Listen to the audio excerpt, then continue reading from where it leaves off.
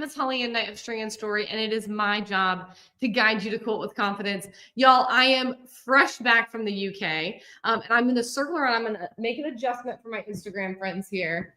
As much as we love this Star Island quilt, it will serve y'all better if I tilt this down a little bit. Okie dokie. Y'all, I landed at 8 p.m. Eastern last night. Little after 8, and then had to get home and see the family and start the laundry and all the things. So I am feeling it today, but I can rest in a little while. First, I want to talk with you all about quilting plans for our lovely Sirius quilt. Now, this, of course, is the finished one. I snagged it out of my travel bag this morning. Y'all, lugging like a dozen quilts around England for 10 days is no joke. Like the upper body workout I got from those bags is real. But somehow we are here right at the end of our Sirius quilt along. And I am so excited to see your quilts as we prepare for our virtual quilt show next week. Now, big giant asterisk, you do not have to have your Sirius quilt quilted and bound in order to submit it for our virtual quilt show. You just have to have your flimsy done, okay? So here, I'll go grab my other flimsy so y'all can see. This is my first time back in the shop in like 2 weeks, y'all. So you can just have a flimsy like this, right? It does not have to be quilted. It does not have to be bound. But of course, the best quilt is the finished quilt. So my goal for you is that even if you don't have this ready before our virtual quilt show, I hope that today's conversation will inspire you to get it done soon. And as y'all know, because you've been engaging with me on here and I've been talking about it a lot, Quilting Rockstar University is coming in 8 days. So if you are going, it sounds so fun to finish this quilt, but I'm really not sure how to do that. I'm going to teach you how. So work on getting your flimsy done, submit your flimsy for our virtual quilt show. And by the time you do all of that, it'll be time for us to talk about Quilting Rockstar University. Okay? Sound like a plan? Dot says, you look so well rested. Dot, that is a trick of the light and much makeup. I did not sleep a whole lot last night. I have not slept much in the last 48 hours, but let me tell you, my soul is rested. Like England is my favorite place. And there's something that every time I go, those wheels hit the ground and it's like my whole self exhales. And I had just the most glorious 10 days. It was a really, really sweet time. And I think I have successfully convinced Hubster that he and the boys need to join me again next year. So good stuff. All right, now let's talk about quilting plans for a second. Many of you have heard me talk about this before, but if you are new to this conversation, I want to do a quick review. A quilting plan is deciding what you are going to stitch on your quilt before you do it, okay? So think about like when we're doing piecing, most of the time we have a pattern that we're following, even if it's a pattern that we've created ourselves, right? Y'all have been following along with this Sirius pattern. So you had an idea of what your quilt was going to look like before you ever started piecing it, right? Now, making a quilting plan is that same concept, but for the stitching, right? Remember when we refer to the quilting, that is the actual stitching that is going through the top, the batting or wadding, and also the backing. It is this stitching here, right? And if you look inside the Sirius quilt pattern, I pulled a dirty trick. And when you get to the end of the piecing directions, I say quilt as desired, which is really a load of rubbish. Like I know that I do it. I know all quilt pattern designers do it, but here I have held your hand step by step by step, and then I just turn and walk out the door. It's kind of a dirty trick, isn't it? Well, the good news is that this is actually my favorite step, which is why we're going to have this conversation, okay? So a quilting plan is deciding what that stitching is going to be before you even baste those layers together, okay? We can do that by drawing a quilting plan on paper. We could draw a quilting plan digitally, which I'm going to show you a few here in a moment. Or, once you get some practice with this and you decide, if you're going to pick an all over design, chances are you're going to be like, okay, I'm going to meander that. And like, that might be the quilting plan, but it's taking that beat to make a decision separate from the action of the stitching, right?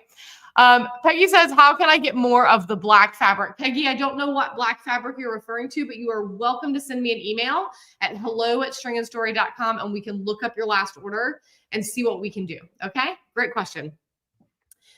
There are 3 types of quilting plans. I've already made reference to one of them. It is an all over design. Okay, that is one motif done over the whole quilt. That's what I did with this little sample of a Sirius quilt, right? If you look at it, you can see it has a meander all over it. It is an all over quilting design. Now, notice I'm referring to this as an all over design, not a pantograph, because this is hand guided. I did not use a repeating pattern. However, a pantograph is a type of all over design. Does that make sense? All right, the second type of quilting plan is a semi-custom quilting plan. A semi-custom quilting plan uses 2 or 3 motifs. All right, so if you picture a traditional quilt that has blocks, sashings, and borders, you might do 1 motif in the block, 1 motif in the sashing, and a 3rd motif in the border. That would be a semi-custom quilting plan. It still doesn't take a whole lot longer to quilt. It doesn't even take a whole lot longer to plan and draw ahead of time, but it adds that little sparkle to your quilting, okay? The Sirius quilt is a great candidate for a semi-custom quilting plan. I've drawn a couple here, and I'm going to hold them up to each camera in turn so you can hopefully see. These are also on the blog. If you head to stringandstory.com/blog, right now at the time of this recording, it's literally the most recent one. But especially for those of you on YouTube, it's in the link in the caption of the video. Those of you that are watching on Instagram, I will put a link up in my stories and then put that in the Sirius story recap that's on my profile, so it's easy for y'all to find later. Okay. But this particular semi-custom quilting plan, I did 2 motifs. I did continuous curves in the stars just to accent our little star points. And then I did swirls over the rest of it. Because one of the things that we want to think about when we make a quilting plan is like, what's the main event on this quilt, right? Obviously, the big old star is the main event, okay? So we have emphasized our main character. Oh, hold on. You can see those continuous curves in the star and then swirls all over the rest. So it just gives 2 little pieces of texture to what we're doing. But this is going to be very easy to execute, right? You're going to start quilting the swirls, and when you come to a star, you will do all of those continuous curves without breaking thread, pop right back out where you started, and then continue on with the swirls, okay? Takes a little bit of practice to get the hang of doing that smoothly, but you get the idea. Now, I did draw out one other semi-custom quilting plan here. Let's see if I can find it. There we go. And in this instance, I treated the quilt a little bit more like it had a block set on point with diagonal sashing. Okay, so to show this to you, right? Let's see. What's the easiest way to do this? Maybe like this. All right, so if we think of this is our block, right? Our star is our block. And then these are our sashings coming down in between, okay? So in this instance, I did a meander on that block and then simple switchbacks in the sashings. Please note, by the way, some of y'all just took Intro to Free Motion Quilting with me in Birmingham at Festival of Quilts last week, which was so much fun. Oh my gosh. And anytime I'm teaching free motion quilting, the first motifs I teach are meander, loopy meander, swirls, and switchbacks. So notice that these 2 semi-custom quilting plans, I made heavy use of those entry-level motifs, which means even if you are brand new to quilting your own quilts, right? Even if this is the quilt that you finally say, you know what? Holly Ann keeps telling me I can quilt on my home machine. This is the quilt I'm going to try on. I'm going to join Quilting Rockstar University next week, and I'm going to learn these motifs, and I'm going to do it, right? Notice that I tried to pull motifs that I consider to be very beginner friendly because I want this to be that quilt for you, okay? So in this instance, we've got that meander in the block and then simple switchbacks in the sashings, right? That we turned that secondary block and set into sashing.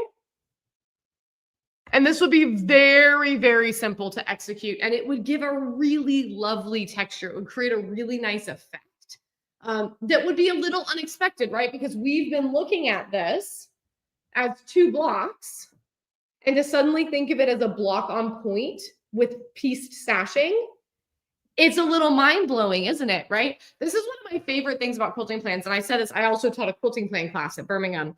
And one of the things that I said in that class is that all quilting plans for me, because I tend to really use a lot of semi-custom and custom quilting plans, boil down to make cool shapes, put cool stuff in the shapes. Okay. And sometimes I do that with rulers. We're going to see that on one of these next examples. But sometimes it's just by looking at the piecing differently than how it's actually broken down in the pattern and seeing that secondary option of a block and sashing versus just 2 blocks, right? All right. Now let's talk about a fully custom quilting plan. A fully custom quilting plan, I have too many layers on here. Let's see. A fully custom quilting plan uses 4 or more motifs. And that can be in varying levels of complexity, right? I'm going to show you 2 fully custom quilting plans here. The first is what I call quilting inside the lines, okay? It means that I took each section of the quilt, this star block, the background, the main sparkles, the secondary sparkles, right? And I put a motif in each one. It's like when you color inside the lines, right? And you pick a color for each shape and you fill it in. That's what I did with this quilting plan. So I've got some irregular grids in the stars. I have a meander in the background. And then I have 2 different ruler motifs in those sparkles. And it just gives a little zing, if you will. Okay. Oh, again, hitting buttons. There we go. So you can see I've got that grid in the stars. Don't worry, Instagram, I'll hold this closer in a second. I've got that meander in the background, and then I have a vortex in my secondary sparkles and a rail fence in my main sparkle. So there's a lot of grid work on this, a lot of ruler work. These are very angular motifs that I have set against this kind of nebulous, spacey idea of Sirius and the surrounding stars. All right. Now I did draw one more, and this one's weird. Okay. This was pre-Holly Ann's travel brain. No, pre-travel brain. Yes, because I was sitting in the lounge at the airport, right? Drawing this. And one of the challenges that I've been giving myself for my quilting plans, right? I'm giving you all these disclaimers because like this is a quilting plan that like maybe none of y'all will like, which is fine. This is what's great about quilting plans is we can try stuff and it never actually has to make it to the stitched version, right? We can just audition it. Looking at it 2 weeks later, I still really like it because I like a weird quilting plan. I like weird stuff, right? I put snakes in my quilts, right? I put weird things in my quilts and I'm kind of excited to potentially try this idea. Ooh, Sandy, you can't hear me. Try just turning up the volume on your phone. Can the rest of y'all hear me on Instagram? Give me a thumbs up or an emoji reaction or something. Sorry, interrupting the flow for technical difficulties. We had Shop Hop here in Atlanta recently. Many of y'all know this. And we used a lot of QR codes for signups and things because it was just easier. And the number of times I was like, don't worry, I offer tech support. And an enormous part of what I do is tech support. All right, Adrian can hear me. So I'm going to assume that the volume is working. So Sandy, just turn your volume up, okay? Well, one of y'all comment and actually write that out for Sandy because she can't hear me, as we've established. Okay, so remember, a fully custom quilting plan, 4+ shapes. And this is the epitome of make weird shapes or make cool shapes, fill them with cool stuff. One of the challenges I've been giving myself here recently is trying to think outside my own box. Right? There's a stat that I read not too long ago that on average, most people eat the same 20 foods over and over again. Now, some of y'all like me are immediately making a list in your head to see if that's true. So come back to that in a minute. But here's the point of that. I think the same is true of our quilting, right? I think we tend to have our favorite motifs and we go to them over and over and over again. They're familiar, they're muscle memory. Right? This is part of what puts a creative thumbprint on our work, right? I was a dancer for a long time and I think about the different ballet teachers that I had. And throughout the year, we would have different choreography from different teachers for various performances. And there were just certain things that if you were getting choreography from Jamie, you knew there were certain things she was going to do every time because they were her favorites, right? You just knew if you were doing something with Miss Becky that there was going to be some funky like lines crossing, coming back out. Then we're going to make a V, go in a circle and exit at the back, right? Like these were like their signature things. So this is true of us in our quilting as well, right? It's like handwriting. There are things we do over and over again that leave our mark on our work. But one of the things that I've been trying to challenge myself to lately is pushing outside of my favorite motifs. So one of the motifs that I teach in Ruler Quilting Academy is the vortex, but it's not one that I actually put in my quilting a lot. That's a great question, by the way, Megan. I'll get to it in just a second. So here, I decided to put a big old vortex across my star and then fill it with cool stuff. And this was the effect. There's a very high likelihood that y'all are going to get to watch me quilt this quilting plan during our masterclass later this month, because I think it turned out just funky, right? And do I think it's for everyone? No, but I want to see what that looks like stitched out, right? So here's my big takeaways for you. If you are going to be quilting this yourself on your home machine or on your long arm, you're going to want a quilting plan. Make some decisions about what you're going to quilt on your project before you actually start stitching it. It's going to make it less anxiety inducing to finally put the needle through that quilt top. It's going to make it easier when, not if, you need to step away and do something and come back and pick up where you left off. And it's going to give you the idea to audition some things, to practice looking at this quilt from different angles, looking at it in different ways, in order to find the design that you really love. All right. And you might just stumble on something like a funky vortex design that you like and you want to see what it looks like in real life. Now, if you are quilting this for the first time and you're like, this is the quilt, I'm finally going to finish one of my own quilts. How the heck do I free motion quilt? Stay tuned, because Quilting Rockstar University is opening up very soon, and I'm going to give you all those details next week. So get those flimsies done, submit them for our virtual quilt show, and then I will help you bring these quilting plans to life, okay? Megan asked a very good question. She said, how are you doing the quilting plans on your iPad? This is an app called Procreate. It is a free iPad app, I believe, or no, maybe it was like $10. It was like a one-time purchase kind of thing, right? And what I can do is I can import a photo or a graphic into this program, and then I can draw on it with my Apple Pencil. So I love the tactile element of being able to draw on paper. And those of you who took the quilting plan class with me in Birmingham, you know that's literally what we did. I passed out sheets of paper with sawtooth stars on it and we drew it, right? But when it comes to an exercise like this, where I want to draw a bunch of different quilting plans for the same project and be able to quickly compare them, having that virtual option is fabulous. So if you have a tablet, I highly recommend checking this out. There are other apps as well if you're not on Apple, etc. You just need a drawing app that you can pull a photo into, and then you can draw right on there. Great question. What other questions can I answer for y'all about quilting plans? Anything else before we wrap?